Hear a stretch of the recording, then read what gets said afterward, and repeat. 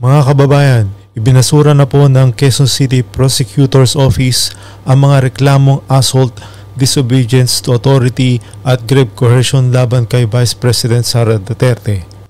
Ibinasura ng Quezon City Office of the Prosecutor ang patong-patong na mga kasong kriminal laban kina Vice President Sara Duterte, pinuno ng kanyang security detail at ilang iba pa kaugnay ng insidente sa Veterans Memorial Medical Center noong November 27, 2024. So ayan po yung mga pulis na nagreklamo sa kanya. Alam niyo ba yung dahil nga doon sa video nag-viral at pinatungan siya ng mga reklamo.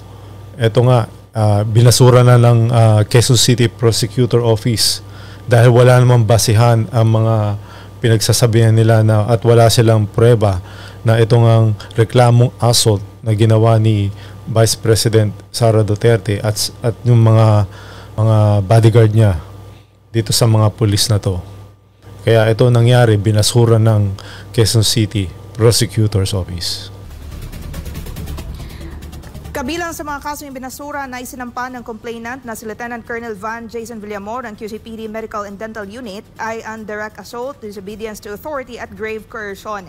Nagugat ang kaso matapos ang insidente sa VMMC kung saan dinala at na-ospital ang Chief of Staff ni VP Duterte na si Atty. Zaleika Lopez bago siya inilipat sa St. Luke's Medical Center. Inakusahan ni Villamor si VP Duterte at ang kanyang grupo kabilang si Colonel Raymond Lachica na siya inatake, ginamitan ng puwersa at tinakot. Pero sa inalabas na desisyon noong January 17, 2025, idideklara ng City Prosecutor na walang sapat na ebidensya upang suportahan ang mga nasabing paratang. Maging ang mga itinurong testigo ng complainant ay hindi sumang-ayon sa kanyang pahayag at ang ipinasang video evidence ay hindi rin nagpatunay sa mga akusasyon.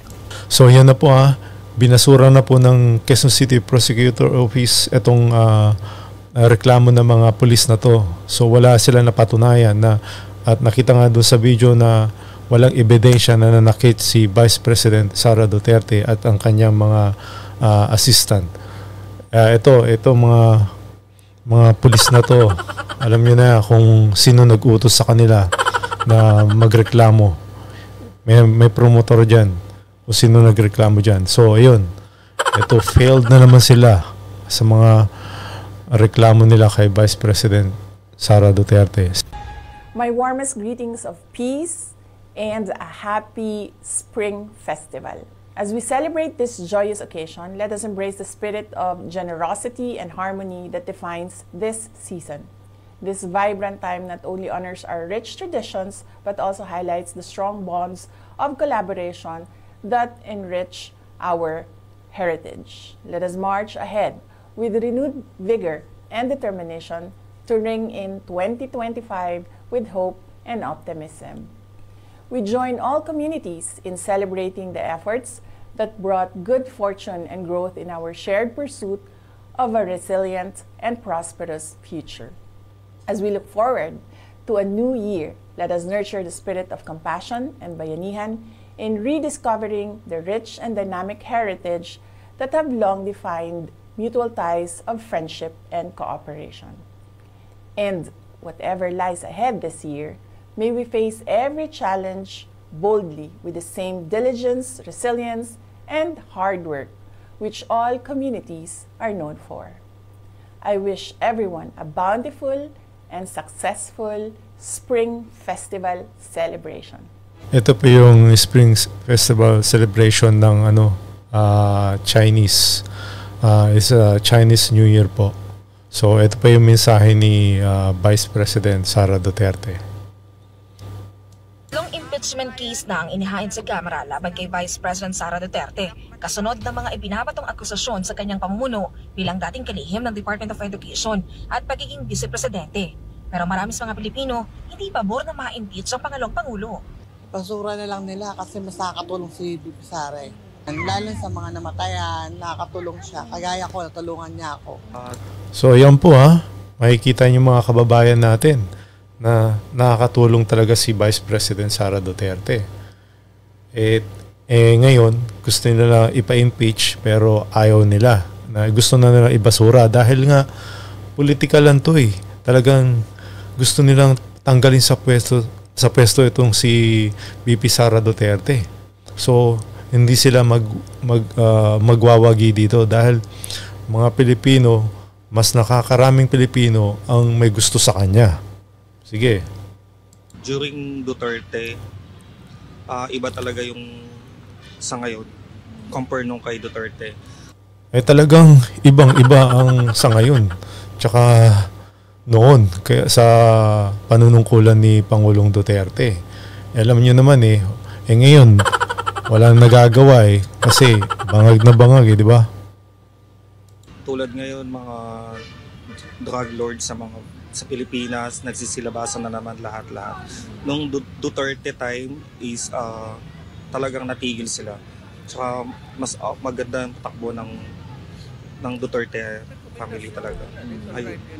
Pero hindi ako fan ni Duterte na ano lang. Yun lang yung basihan ko kay So ayan po comparison yan sa ngayon at saka yung dati. So nakikita nila na eto nga na naman, lumalala na naman ang droga sa Pilipinas. Nagsisilabasan na naman ho sila. Mga hinayupak na yung mga yan. Kasi nga, yung pinuno dyan, bangag na bangag. Kaya,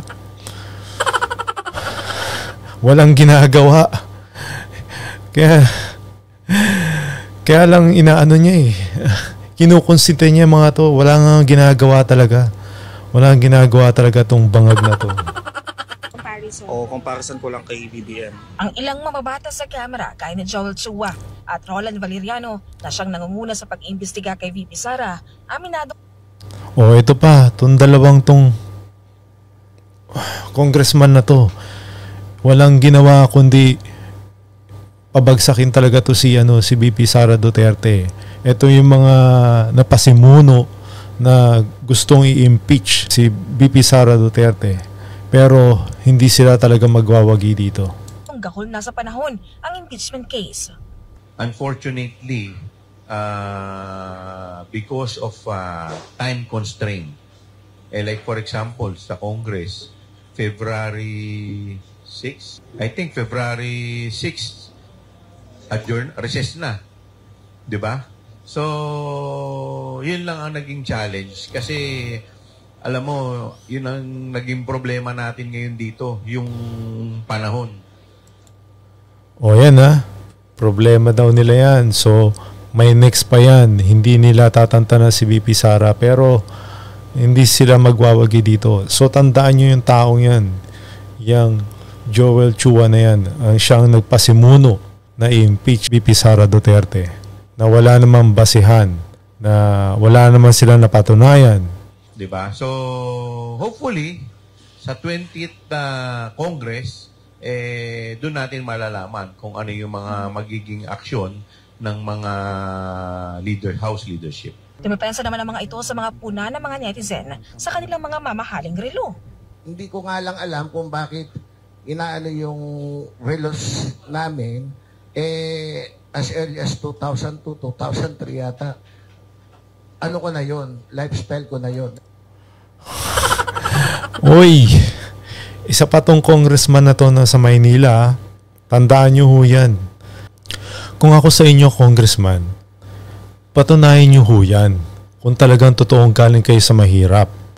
At meron kayong kapasilidad na bumili ng mamahaling relo. Dahil, syempre, magtataka ang ating mga mamamayan na meron kayong mamahaling relo na suot-suot nyo. Siyempre, ang isip ng tao ho, ngayon sa mga politiko na ito nga, mga korap. So ipatunayan nyo lang ho yan sa amin na may kapasidad kayo, may negosyo kayo, ito yung yaman nyo, yun, pwede. Sabihin nyo sa amin para hindi kayo nagiging guilty. Dahil sabihin nyo na binili nyo talaga yan. Yan po. Alam mo yung taong nanggaling sa hirap, siyempre, nagkaroon ka ng yan, total, legal mo naman kinuha, nagtrabaho ko, nagnegosyo ko, 1998, 97 nata, pumasa ako ng board exam. So, since then, nagne-negosyo na ako. Kaya, wala pa sigurong kaya lang, sabi nga sa inyo, pagka pagka may fake news na, wala ka nang magagawa talaga eh. One time, pinicturean yung relo ko. Pinablish. Yung relong pinablish nila, bigay ng tatay ko. Kaya, hindi na lang ako nagsasalita, di ba? Kasi, siyempre, unang-una, kung gusto ka naman talagang sisiraan ka.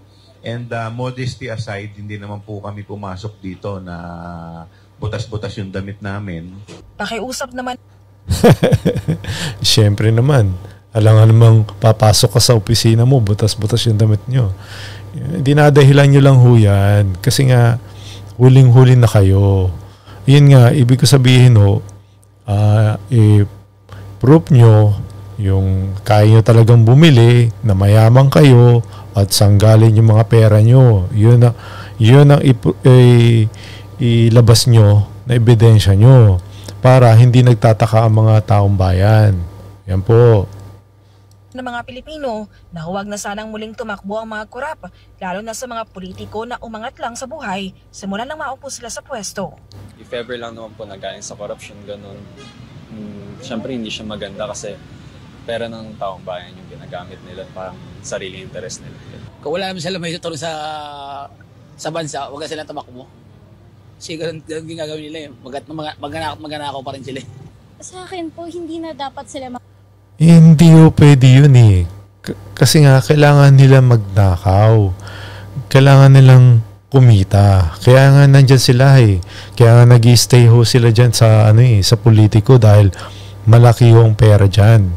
Kaya hindi ho titigil yung mga yan. Hanggat hindi ho napaparusahan at merong batas na kailangan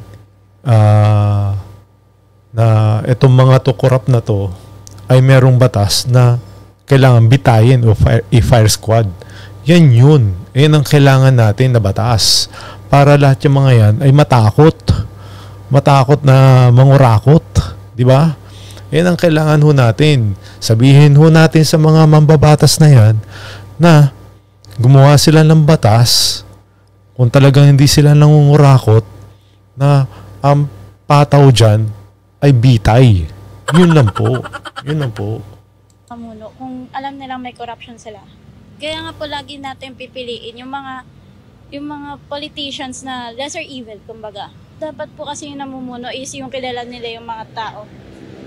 Yung alam nila kung ano dapat yung nararapat para sa Pilipinas. Hindi po, for example, yung ekonomiya ng Pilipinas. Sobrang baba na po ng rate natin dito. Paano po? Sabi ho ni Bangag satisfied daw ho siya do sa rate niya eh. Yung economy natin, satisfied daw ho siya. Totoo ba yun? Kayo na ho nagsasabi, no? Sobrang baba, di ba ho? Sobrang baba ng ekonomiya ng ating Pilipinas. Tapos sinasabi ng Pangulo natin na ito nga siguro bangag na naman dahil sinasabi nga niya na satisfied daw siya sa ekonomiya ng Pilipinas. Tayo magiging aangat. Third world country na nga po tayo. Tapos maghihirap pa po tayo. So ayan po mga kababayan, ano po ang masasabi nyo dito sa video ito? Mag-comment lang ho kayo at mag-like and share at mag-subscribe na rin po tayo sa ating YouTube channel. Maraming salamat po.